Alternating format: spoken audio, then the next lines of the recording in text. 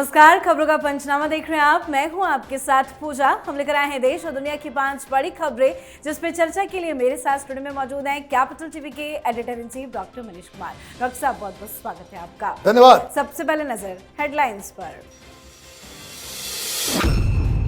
Bharat Australia के बीच ऐतिहासिक uranium deal, PM Modi के सामने अल्बनीज का ऐलान। तो वहीं ऑस्ट्रेलिया से न्यूजीलैंड पहुंचे पीएम मोदी, दोनों देश एफटीए डील फाइनल करेंगे। पीएम ऑकलैंड में 40,000 भारतीयों को करेंगे संबोधित। राम मंदिर चढ़ावा चोरी का मामला पहुंचा सुप्रीम कोर्ट, 13 जुलाई को अहम सुनवाई। अयोध्या से आज गजब गरजे सीएम योगी, विपक्ष पर प्रहार कर बोले, विपक्ष ने हनुमानगढ़ी में पढ़वाई नमाज। राज्यसभा में ममता के साथ बीजेपी का बड़ा खेला, उपचुनाव में तीनों सीटों पर बीजेपी ने उतारे टीएमसी के दल बदलू उम्मीदवार। 52 नेताओं को फारूक अब्दुल्ला ने लिखी चिट्ठी, जम्मू कश्मीर का राज्य का दर्जा बहाल करने की मांग को लेकर जंतर मंतर पर विरोध प्रदर्शन में शामिल होने का दिया न्योता।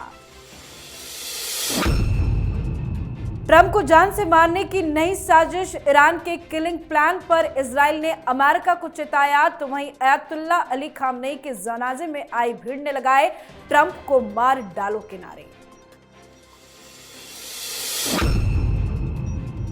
खबरों की शुरुआत में सबसे पहले बात मोदी पावर की। मेलबर्न में पीएम मोदी और ऑस्ट्रेलियाई पीएम एंथनी अल्बनीज ने मीटिंग के बाद ज्वाइंट प्रेस कॉन्फ्रेंस में रक्षा, व्यापार, ऊर्जा, स्पेस और क्रिटिकल मिनरल समेत कई क्षेत्र में समझौतों की घोषणा की है।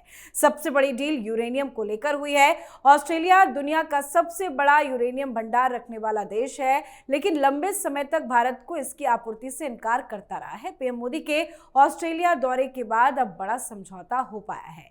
तो वहीं पीएम मोदी अपने 6 दिवसीय दौरे के अंतिम चरण में न्यूजीलैंड भी पहुंच गए हैं। ये 40 साल बाद किसी भारतीय पीएम की न्यूजीलैंड यात्रा है। पीएम का जबरदस्त वेलकम वहां पे किया गया। पीएम के इस दौरे के दौरान दोनों देश एफटीए समझौते को फाइनल करेंगे। साथ ही पीएम एक बिजनेस इवेंट और फिर एक सपोर्टिंग इवेंट में शामिल होंगे। साथ ही ऑकलैंड में 40,000 भारतीयों को भी संबोधित करेंगे। सर, जबरदस्त वेलकम, हर जगह इस तरह की तस्वीरें आती है। न्यूजीलैंड के ऑकलैंड में भी वेलकम किया गया, लेकिन ये जो यूरेनियम को लेकर डील हुई है, कांग्रेस पार्टी क्यों क्रेडिट लेना चाह रही है? देखिए, कांग्रेस पार्टी सवाल पूछ रही थी कि वहां मेलबर्न के स्टेडियम में आपने इतना बड़ा शो तो कर दिया, बाहर से लोगों को लेकर के आते हैं प्रधानमंत्री मोदी, ये जो है शोमैन है, ये इस तरह की बातें। गर्व इनको नहीं होता कि हिंदुस्तान का नाम रोशन हो रहा है। हिंदुस्तान इंडो पैसिफिक रीजन का एक बहुत बड़ा प्लेयर बनता चला जा रहा है।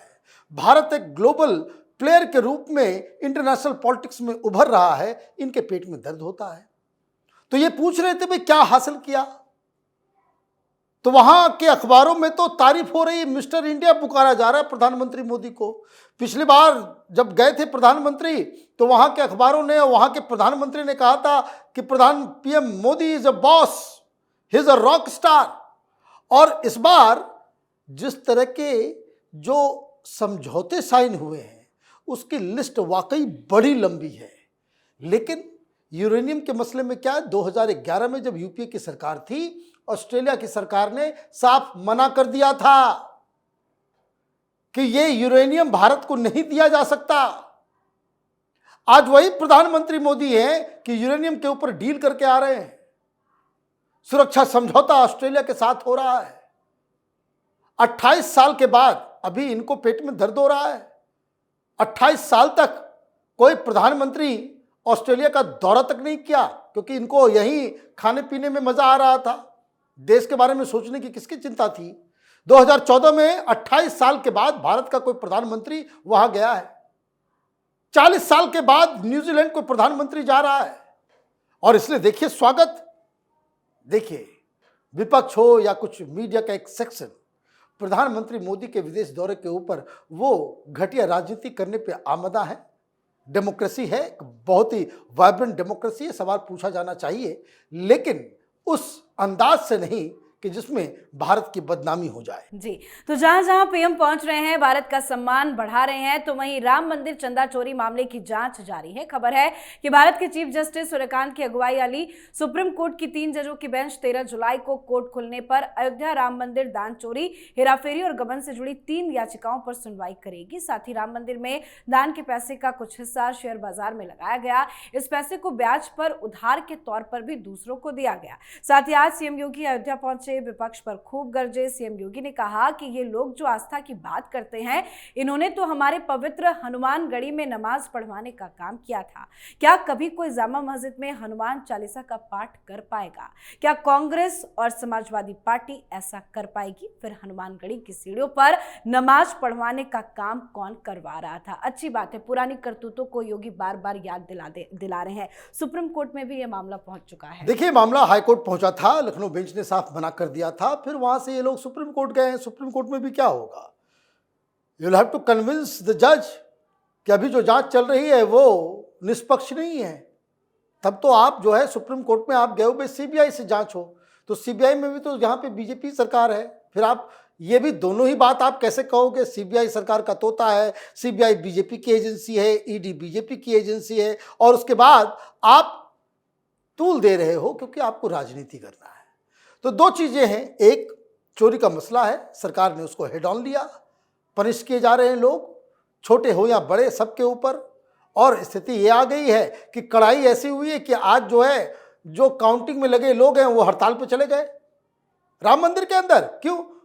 अब वो कह रहे हैं कि नहीं, बहुत ज़्यादा टाइम लग जा रहा है, बहुत ज़्यादा जो है सख्ती हो गई है, तो ये भी प्रॉब्लम को सॉल्व करना पड़ेगा। अब आपने राजनीति शुरू की है तो योगी आदित्यनाथ तो उसको अंत करेंगे, आपकी पुरानी करतूतों को वो सामने लेकर के आएंगे। वो कोई पीछे हटने वाले लोगों में से नहीं है, क्योंकि उनका इंटेंट बड़ा क्लियर है। चोरी हुई है तो जो दोषी हैं वो उसको पनिश करेंगे, और जो उसके ऊपर राजनीति करेंगे उसको खदेड़ेंगे। ये मुख्यमंत्री योगी आदित्यनाथ की राजनीति का स्टाइल है। इसलिए वो बात कर रहे हैं, समाजवादी पार्टी से ये पूछ रहे हैं कि हनुमानगढ़ी में, और ये बात सही है कि आप लोगों ने वहां हनुमानगढ़ी की सीढ़ियों के ऊपर आपने नमाज पढ़ाने का दुष्कर्म किया, और अब आपसे सवाल पूछा जा रहा है तो आप अगल बगल झांक रहे हो। तो देखिए दिक्कत क्या है, अखिलेश यादव हो या कांग्रेस पार्टी हो, ये चुनावी हिंदू बनने की कोशिश करेंगे और सॉफ्ट हिंदुत्व के नाम पे हिंदू वोटर्स से अपील करेंगे। तो लोगों के पास तो चॉइस बड़ा क्लियर होगा ना कि ओरिजिनल हिंदुत्ववादी पार्टी को वोट करना है कि नकली हिंदुत्ववादी पार्टी को वोट करना है।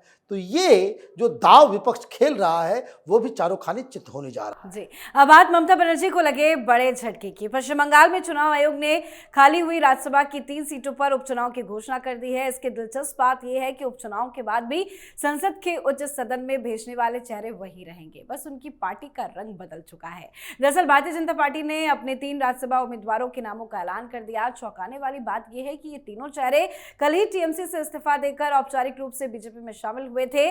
बीजेपी ने राज्यसभा उपचुनाव के लिए सुष्मिता देव, सुखेंदु शेखर रॉय और प्रकाश चिकबराई को अपना उम्मीदवार घोषित किया है। गजब चाल बीजेपी की तरफ से चली गई है। क्या आगे भी कुछ इस तरह की खबरें देखने को मिलेंगी? देखिए, जो मेरी जानकारी है 3 और राज्यसभा के सांसद वो टीएमसी छोड़कर भारतीय जनता पार्टी में आएंगे, और यही काम इसलिए हुआ है क्योंकि लोकसभा के अंदर चूंकि 2/3 मेजोरिटी चाहिए पार्टी को तोड़ने के लिए। जैसे राज्यसभा के अंदर आम आदमी पार्टी टूट गई, 2/3 से ज्यादा सांसद वो सीधे सीधे बीजेपी में आ गए। लोकसभा में टीएमसी टूट गई, 2/3 से ज्यादा वो अलग पार्टी, अलग गुट बना करके एनडीए में शामिल हो गए। इसी तरीके से उद्धव ठाकरे के 2/3 मेजोरिटी सांसद वो चले आए शिंदे के गुट में। लेकिन राज्यसभा के अंदर टीएमसी के पास 13 सीटें थी और उसको तोड़ने के लिए 9 सांसद चाहिए। 9 की संख्या पूरी नहीं हो रही थी, तो 6 की संख्या बताई जा रही है पूरी हुई है। तो 3 पहले खेप में, 3 दूसरे खेप में वो नाम इनका जो है वो बदला जाएगा। ये आश्वासन दिया जा रहा है कि आप इस्तीफा दे दें, इस्तीफा देने के बाद चुनाव होगा, चुनाव के बाद आप फिर चुन करके आ जाएंगे, क्योंकि आपके पास ऑलरेडी प्रचंड बहुमत है। ममता बनर्जी के साथ तो वो जो 80 जीत के आए वो भी नहीं है, तो सब तो एक ही ग्रुप का है।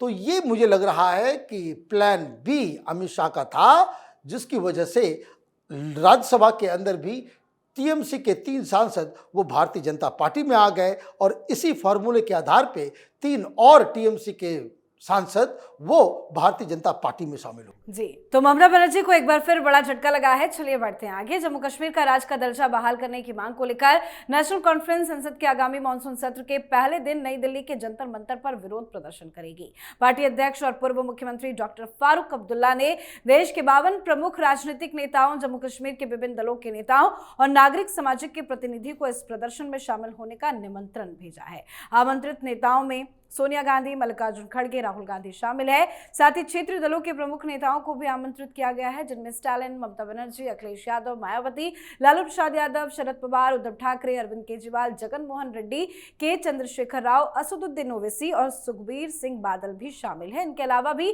कई नेताओं को आमंत्रित किया गया है। सर, क्या तैयारी कर रहे हैं फारूक अब्दुल्ला? देखिए, तो बड़ा पेचीदा मसला लग रहा है। एक सप्ताह पहले 117 पाकिस्तानी और हिंदुस्तानियों ने मिलकर चिट्ठी लिखी कि भाई पाकिस्तान के साथ बातचीत होनी चाहिए। उधर पीओके में आग लगा हुआ है। वहां पीओके के लोग कह रहे हैं कि भारत के साथ मिलना है, वहां अलग बवाल मचा हुआ है। इस बीच आर्टिकल्स लिखे जा रहे हैं, बातचीत होनी चाहिए। हिंदुस्तान में एक वर्ग है जो ये कह रहा है भाई पानी नहीं रोकना चाहिए। पाकिस्तान में यह कहा जा रहा है कि भाई पानी रोकेगा तो फिर तो बड़ी दिक्कत हो जाएगी। फंसा हुआ है पाकिस्तान और उसके लिए कवर फायरिंग करने में जुटे हुए हैं हिंदुस्तान की कुछ पॉलिटिकल पार्टीज, एनजीओज और तथा कथित स्कॉलर्स। ये साफ साफ दिख रहा है। अब आप ये कह रहे हो कि कश्मीर को पूर्ण राज्य का दर्जा देने के लिए, भाई इसके लिए तो लोकसभा है ना, संसद सत्र शुरू होने वाला है। आप बड़े बड़े लीडर हो, सांसद हो, जनता आपको चुन के क्यों भेजती है? जंतर मंतर के लिए चुन के भेजती है, या लोकसभा राज्यसभा के अंदर आप जाकर के मामला उठाइए। लेकिन नहीं, आपको एक अलग तरीके का दबाव डालना है सरकार के ऊपर कि पाकिस्तान के साथ रिश्ते ठीक करो, और अगर आप पाकिस्तान के साथ रिश्ते ठीक नहीं करोगे तो हम इसी तरीके से उपद्रव करेंगे। अब सवाल बहुत ही सिंपल है, देखना होगा। इनविटेशन तो आपने 52 लोगों को दे दिया। अब समझना यह होगा कि कौन पाकिस्तान के साथ है, कौन टुकड़े टुकड़े गैंग के साथ है, कौन पाकिस्तान के लिए कवर फायरिंग देना चाहता है। वो लोग पहुंचेंगे, जिनको ये चाल समझ में आएगी वो दूर रहेंगे, और जो जानबूझकर पाकिस्तान के लिए काम करना चाहते हैं वो जंतर मंतर में नजर आएंगे। तो अभी देखते जाइए आगे क्या क्या कहानी आती है। लेकिन ये तो टाइमिंग इसकी जो है वो बड़ा संदिग्ध है। अब बात आज की आखिरी खबर की। अमेरिका और ईरान के बीच जो तनाव पहले से ही चरम पर था, अब उसमें एक नई परत जुड़ गई है। दरअसल इजराइल ने अमेरिका को खुफिया जानकारी दी है कि ईरान ने राष्ट्रपति डोनाल्ड ट्रंप की हत्या का एक नया प्लान तैयार किया है। ऐसे वक्त में जब अमेरिका और ईरान के बीच में सीजफायर डील पहले से ही डगमगा रही है, ये खबर पूरे इलाके में हलचल मचा रही है। वॉल स्ट्रीट जर्नल की रिपोर्ट के मुताबिक पिछले कुछ हफ्तों से अमेरिका को ट्रंप की हत्या की मुमकिन साजिशों को लेकर लगातार जानकारी मिल रही थी, लेकिन इजराइल की ये वार्निंग बिल्कुल नहीं थी और एक खास प्लान से जुड़ी हुई थी। अमेरिका ने अभी तक इस साजिश की अपनी तरफ से कोई पुष्टि नहीं की है। कुछ अमेरिकी अधिकारी मानते हैं कि यह जानकारी इजराइल ट्रंप के फैसलों को प्रभावित करने के लिए दे रहा है। साथ ही ईरान के मारे गए सुप्रीम लीडर अयतुल्ला अली खामनेई को दफनाया गया। उनके अंतिम संस्कार के लिए भारी भीड़ भी जमा हुई।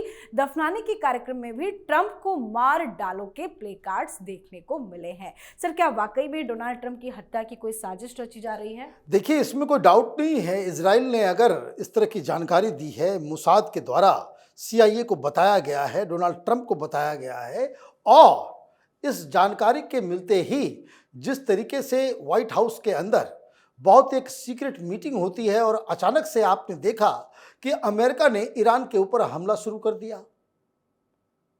नाटो की तरफ से बताया जा रहा है कि 5000 फाइटर जेट जो है ईरान के ऊपर हमला करेगा। ये सारी चीजें एक साथ हो रही है, तो ये कोई अमेरिकन एजेंसीज जो इनपुट्स मिले होंगे उसको तो वे किया होगा, उसका एनालिसिस हुआ होगा। ये कह देना कि भाई राष्ट्रपति के फैसले को इन्फ्लुएंस करने के लिए इजराइल इस तरह की कहानियां गढ़ रहा है, तो ये तो अमेरिकन एजेंसीज तय करेंगी कि जो इनपुट्स आ रहे हैं, जो खुफिया जानकारी मिल रही है, उसमें कितना दम है।